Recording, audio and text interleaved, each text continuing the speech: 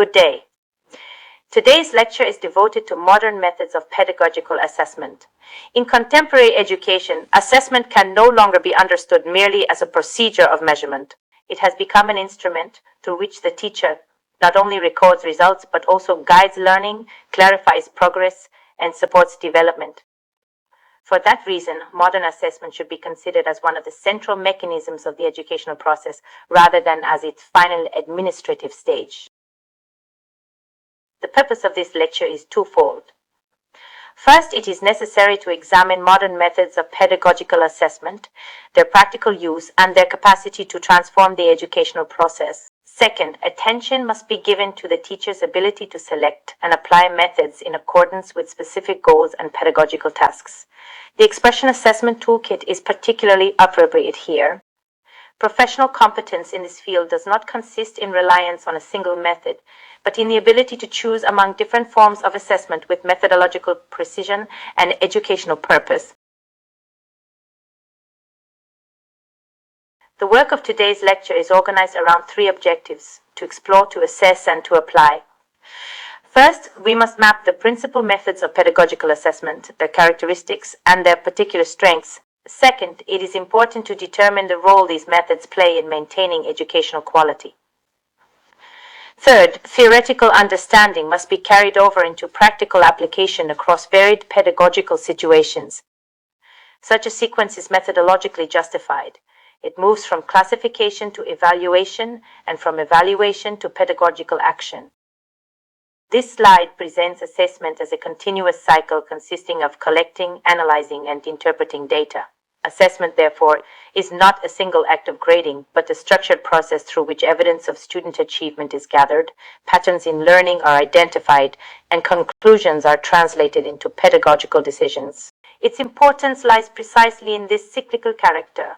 Assessment becomes educationally meaningful only when information leads to interpretation, and interpretation in turn informs further teaching.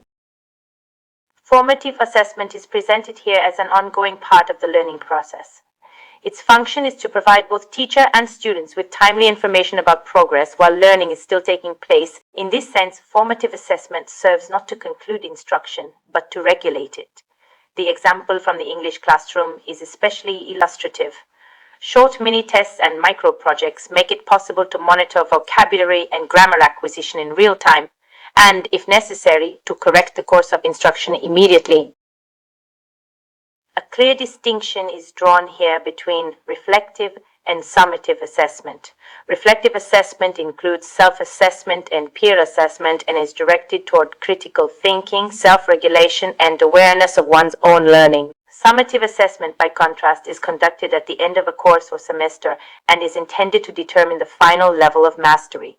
The pedagogical significance of this contrast lies in the fact that these forms answer different questions. One supports learning from within, the other certifies achievement at a defined point. Fair assessment rests according to this scheme on three foundations: goal setting, objectivity, and transparency.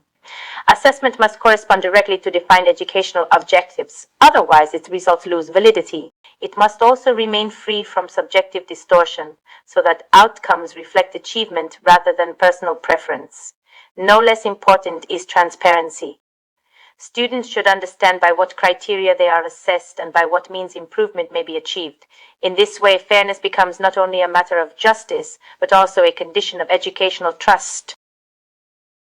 Competency-based assessment shifts attention from memorization to practical performance. Its central question is not simply whether the student knows the material, but whether the student is able to act effectively in relation to a given task. The example from the foreign language classroom demonstrates this principle well. Instead of reducing assessment to a multiple-choice grammar test, the method turns to real-life negotiation, role play, or live dialogue. Such tasks make visible not only knowledge of forms, but also fluency, comprehension, negotiation, and problem-solving. The case method introduces complex and specific situations for analysis. Its purpose is to develop deep analytical and critical thinking rather than the reproduction of ready-made answers. In this approach, students are required to identify causes, examine alternatives, and justify solutions. The classroom discipline scenario shown on the slide illustrates this well. Students are asked not merely to react to a problem, but to analyze its roots and evaluate possible pedagogical responses. Such work trains judgment, not only recall. Portfolio-based assessment is built around a curated collection of student work gathered over time. Its educational value lies in the fact that it reflects development as a process, rather than reducing achievement to a single moment of performance. The components listed here, essays, creative projects, presentations, videos, and photographs, indicate that this method captures a broader range of abilities. It allows the teacher to observe growth, continuity, and individual trajectory more fully than one isolated test can provide. Online assessment and testing rely on digital surveys, interactive quizzes, and online testing platforms. Their chief advantage lies in immediacy. They provide rapid feedback and generate real-time information about student understanding. The English classroom example is especially useful in this respect. Vocabulary and grammar may be assessed dynamically, while the teacher receives immediate evidence of class comprehension. Thus, online tools strengthen not only efficiency, but also responsiveness in instruction. This slide presents a necessary qualification. Formative assessment has clear pedagogical advantages. It increases student involvement and enables immediate adjustment of the learning process, yet it also demands considerable time and continuous effort from the teacher, particularly in the analysis and processing of data. The point is therefore not to idealize one method uncritically. Every form of assessment carries both educational potential and practical cost, and this balance must be considered with realism. A comparison is offered here between regular testing and portfolio maintenance. Regular testing provides high objectivity and allows rapid data analysis, but it may also create chronic stress and weaken intrinsic interest in learning. Portfolio work, by contrast, offers a fuller and more holistic view of growth, yet it is highly time-consuming and may overburden both teacher and student. This comparison is methodologically important because it shows that assessment methods should not be judged in absolute terms. Their value depends on what aspect of learning is being examined and under what conditions. 3 principles are emphasized here as the basis of the modern evaluator's work: accuracy and objectivity, flexibility and adaptation, and attention to context. Assessment must be precise, but it must also take into account individual student characteristics.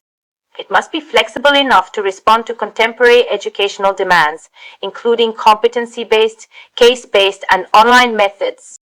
Most importantly, the choice of method must always correspond to the learning context and to the purpose of assessment itself. No method is valid outside the conditions that justify its use. The final strategic conclusion of the lecture is that there is no single perfect method of assessment. The most effective solution is a balanced combination of approaches. Formative assessment, online testing, and the case method are presented here not as competing alternatives, but as complementary elements of a more complete evaluative system. Such combination allows the teacher to obtain a fuller understanding of student achievement, immediate progress, applied reasoning, and broader mastery may then be viewed together rather than in isolation. Thank you for your attention. I hope this lecture has clarified the logic, value, and practical scope of modern pedagogical assessment.